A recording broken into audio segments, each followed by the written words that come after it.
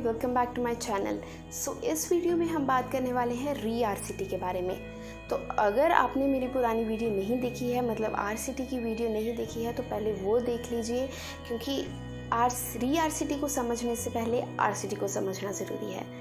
करते हैं आज की वीडियो शुरू, मतलब RCT के बारे में। ये बहुत शॉर्ट वीडियो हम रखेंगे, क्योंकि RCT का मतलब कि RCT दोबारा होगी। इसकी जो सबसे मेन जो प्रॉब्लम्स होती हैं, ठीक है, कि RCT करनी क्यों है, ठीक है, अब ज़रूरत क्या पड़ेगी RCT करने की। तो होता क्या है, देखिए कि एक बार आपने RCT करवा ली, ठीक है, उसकी कुछ टाइम बाद आपको पेन या बहुत सेंसिटिविटी जैसी चीज़ें या पेन जैसी चीज़ें होनी शुरू हो जाती हैं। Now the question that arises here is कि RCT करवाने की ज़रूरत क्यों है। अब देखिए, जो सडन जो इन्फेक्शन आपकी जड़ तक थी वो RCT में ख़त्म होगी, लेकिन कई बार आपकी जो इन्फेक्शन है वो हड्डी में पहुंच जाती है, मतलब जो जड़ के आसपास वाला एरिया होता है, जिसको हम पेरी अपाइकल रीजन बोल देते हैं। पेरी अपाइकल रीजन मतलब जो आपकी जड़ है उसके जो आसपास वाला रीजन है, उसमें या फिर हड्डी में जो आपकी इन्फेक्शन चली जाती है, उसके कारण आपको RCT करवानी पड़ती है। The second reason can be कि आपकी जो कैनाल्स हैं, जो आपकी जो जड़ की कैनाल्स हैं, दैट कैन बी ब्लॉक्ड, ठीक है, ब्लॉक्ड कैनाल्स हो गई हैं उसकी वजह से। अब इसको समझने से पहले हम थोड़ा देख लेते हैं, जो आपको एक्सरेज शो किए जा रहे हैं उस एक्सरेज में ये दिखाया गया है, आप देख सकते हैं कि जो दांत के नीचे वाला एरिया है वो थोड़ा लाइट कलर का हो गया है, ठीक है, दैट मीन्स कि उसमें इन्फेक्शन होनी शुरू हो गई है। RCT आपकी हो रखी है, लेकिन नीचे इन्फेक्शन होनी शुरू हो गई है।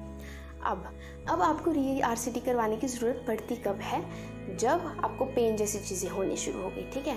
पेन क्यों हो गई, क्योंकि इन्फेक्शन है वो हड्डी में प्रोग्रेस करना शुरू हो गई है। अब इसका जो प्रोसीजर है वो समझ लेते हैं। RCT अगर आपने समझ ली है तो इसको समझना बहुत ही ईजी है।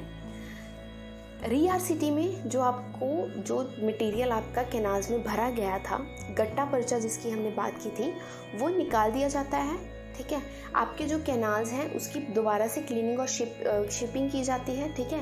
क्लीनिंग और शिपिंग करने के बाद जो आपका जो कैनाल्स हैं वो अब हड्डी में इन्फेक्शन है, तो वहाँ से वो इन्फेक्शन निकालने की कोशिश की जाती है।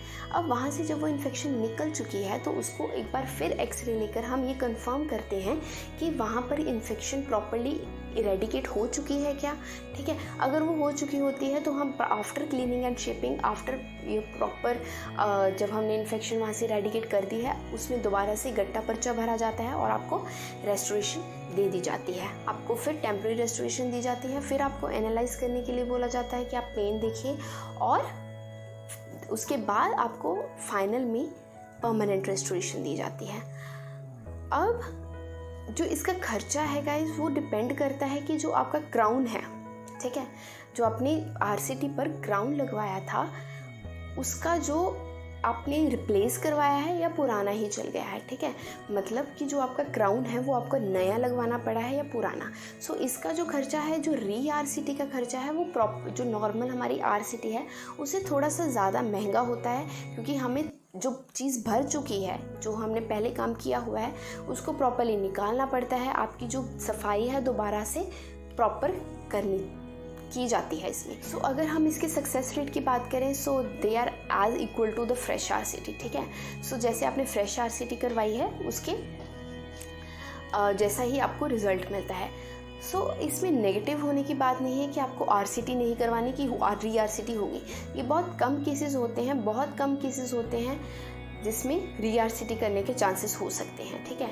उसके कारण मैं आपको बता चुकी हूँ कि कई बार हमारा बैक्टीरिया प्रॉपर्ली बाहर नहीं आ पाता, कैनाल्स ब्लॉक हो चुकी होती हैं और इन्फेक्शन है वो हड्डी में पहुँच चुकी है।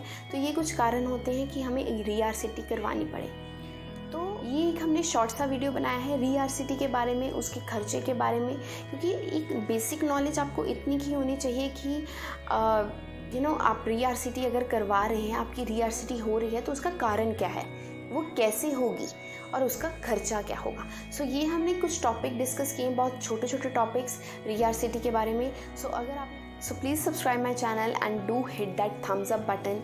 इससे हमें मोटिवेशन मिलती है कि हाँ, the audience is liking us and to make more videos like this, ठीक है। So keep supporting. Thank you very much.